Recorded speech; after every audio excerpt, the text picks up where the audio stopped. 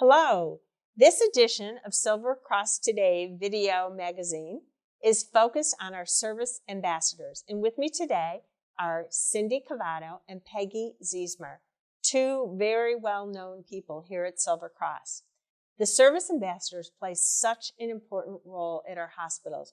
Often they are the first person and the last person that our patients and visitors see. They set a welcoming tone and create a welcoming environment. Even when they're wearing masks, they smile with their eyes. So Peggy, let's start with you. How long have you been at Silver Cross? I am celebrating this year my 40 years of service at Silver Cross, and I've been a service ambassador for 10 years. 10 years. Thank you for 40 years of service. And Cindy, how about you? I have been here 16 years. I started in the medical records department, and shortly thereafter I realized I really missed working with the public. And shortly thereafter it became an opportunity in volunteer services as an ambassador, and I came right over and have been here ever since. That's fantastic. So Peggy, can you give us sort of an overview of what's the scope of responsibilities for service ambassadors? When we talk about what our scope is, a lot of times we just call ourselves like a Jack and Jill of trades. We're anything from a greeter, a hotel concierge, to a patient advocate. People come to us basically looking for a needle in a haystack, and we find that needle for them. A lot of times at the desk, we're the first people they see and the last they see when they're leaving.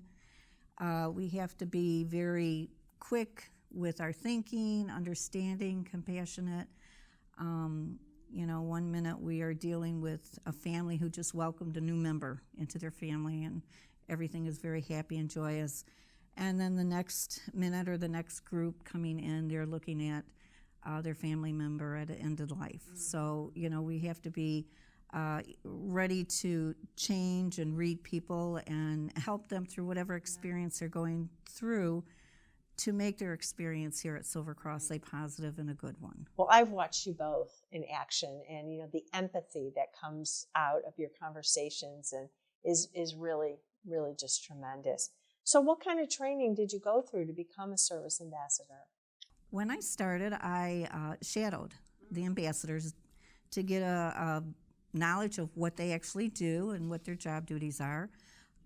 Being at Silver Cross prior to that for so long, I knew the culture, so I knew how customer service was number one. It was a priority. So not only in knowing that I had an advantage, but just learning what they do, how they do it, and the priorities with that.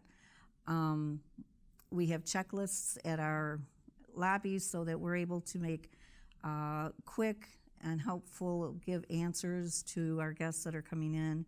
We train our volunteers at the lobbies also so that they're able to give answers and directions to our guests coming in. We're there to support them in helping them along with any question that comes up that may be a little more difficult. Fabulous. And Cindy, how many service ambassadors do we have at Silver Cross? Our team consists of 15 ambassadors. We are stationed at the main lobby desk, outpatient testing, the AB lobby pavilion, and the emergency department. In the emergency room, too, yeah. But the whole team just does an absolutely terrific job. And during COVID, you had to take on some new responsibilities. You weren't just welcoming, you were also enforcing some of the restrictions we put in place. Is that true? We absolutely are. There is, for a while there were no visitors. Right. Now we have switched.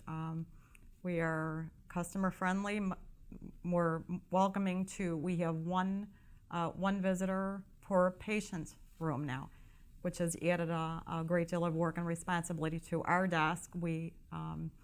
We screen at the main lobby desk, and we also have we have binders at the main lobby desk, which we log all of our visitors in to maintain that one visitor. Yeah.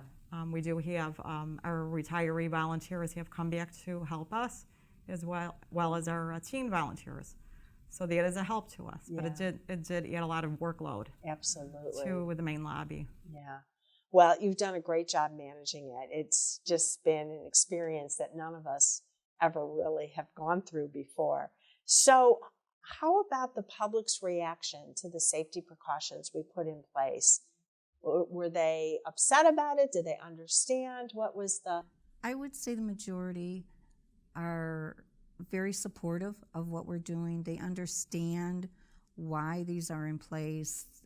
We've put so many levels of just ensuring that everyone is safe and healthy, you know, us, them, and their family member that's here. So I think overall, they're very understanding. I think sometimes it's hard because they want to see their loved one, but usually they're very understanding.